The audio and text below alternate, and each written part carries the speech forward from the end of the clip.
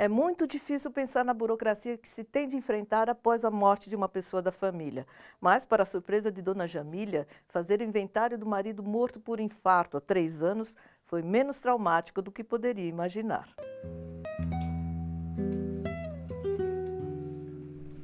A sorte dela foi que o marido deixou tudo acertado. A casa com os impostos pagos, o carro quitado e regularizado. Estes eram todos os bens do ex-metalúrgico que tem um infarto aos 61 anos, deixando a mulher de 47 com 2 filhas. Para mim não foi tão difícil, porque como a documentação já estava tudo correta, os impostos da casa estavam tudo certo, então para mim não teve muita dificuldade não. Ela sabia que teria de fazer inventário e foi à procura de um advogado.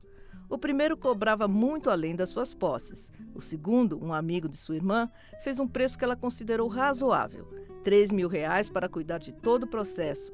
Em 6 meses estava tudo resolvido. Eu conversei com ele, onde ele mandou eu juntar todas as documentações, tanto das minhas 2 filhas, como a minha, e os impostos da casa. Aí onde ele viu tudo, estava tudo correto e ele fez o procedimento. Preocupada com o próprio futuro e o das filhas, Dona Jane, como a cabeleireira é conhecida, dividiu os bens ficando com 50% para usufruto e 25% para cada uma das meninas. Para futuramente, se eu caso a vir a falecer, eu já vou deixar isso tudo correto.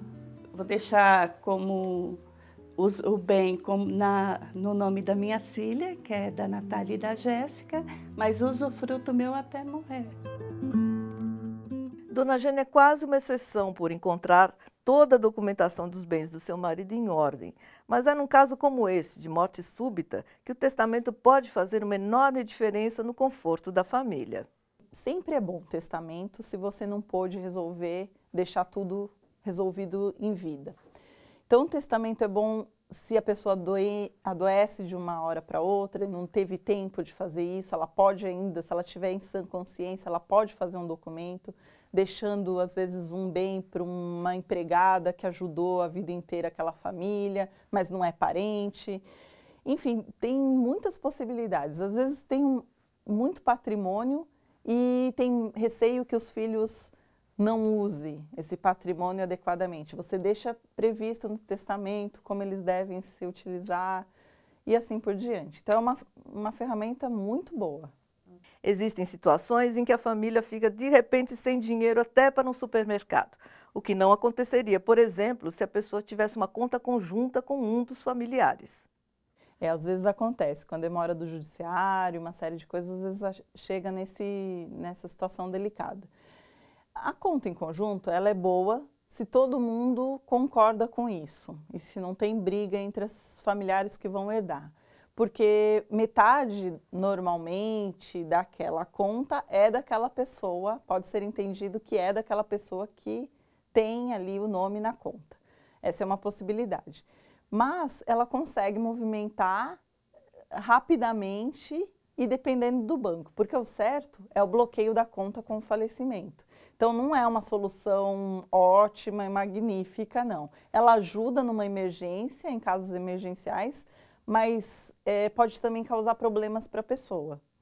Então, o ideal é que realmente já tenha um testamento ou ainda que tenha uma conta em nome de um cuidador, de um familiar mais próximo, enfim, de alguém que realmente possa movimentar diretamente. Uma vez bloqueada a conta, só com autorização judicial, que pode ser rápido, pode ser um simples alvará, uma decisão rápida já no curso do processo, e aí você consegue liberar essa conta ou sacar uma parte desse valor para pagar um dos impostos ou pagar uma conta de supermercado dos herdeiros e assim por diante. Eu moro com meus avós e eu queria saber se são só os herdeiros diretos que podem participar da partilha de bens.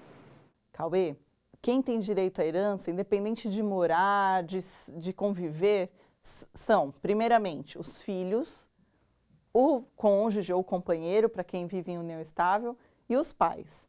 Mas nesta ordem, filhos e companheiro, que o companheiro ou a esposa, ou o esposo, né, o cônjuge, vai dividir com os filhos, não havendo nem filhos, nem companheiro ou cônjuge, aí são chamados os pais. Então, independente de estar junto, conviver e tudo mais. Os netos também, caso os filhos desse falecido já sejam falecidos. Aí nós vamos chamando a linha próxima. Então, se não tem filhos, os netos, os bisnetos e assim por diante. Se eu não tiver dinheiro para fazer inventário, o que é que eu faço?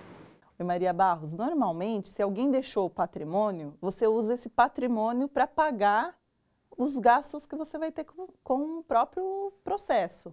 E o imposto e tudo mais. Então, você pede autorização do juiz para vender esse imóvel, se for uma casa, por exemplo, ou se tiver um dinheiro guardado na conta do falecido, você pede autorização, pega esse dinheiro, paga as contas e finaliza tudo o que for necessário. Uma pessoa solteira, quando ela morre, os bens ficam para quem? Denilton, olha só, depende um pouquinho. Se essa pessoa solteira, mas tem pais ou avós ainda vivos, o patrimônio vai para esses ascendentes que nós chamamos, que são os familiares que são anteriores a nós. Se ele não tem, se essa pessoa é solteira, não tem filhos e não tem ascendentes, o patrimônio ele pode ser deixado por testamento para quem ele quiser. Ou então vai ser destinado ao parente dele mais próximo, que o direito entende até o 4º grau. Então, um primo, um tio ainda vai poder herdar dessa pessoa solteira. No próximo bloco, entenda mais sobre seguros de vida, inventários e herança. As dúvidas da população podem ser as suas também. Não perca. Se meu pai ou minha mãe morrer, os bens vêm direto para mim ou eu preciso fazer inventário ou algo do tipo? Gabriel, tem que fazer algum tipo de procedimento, sim.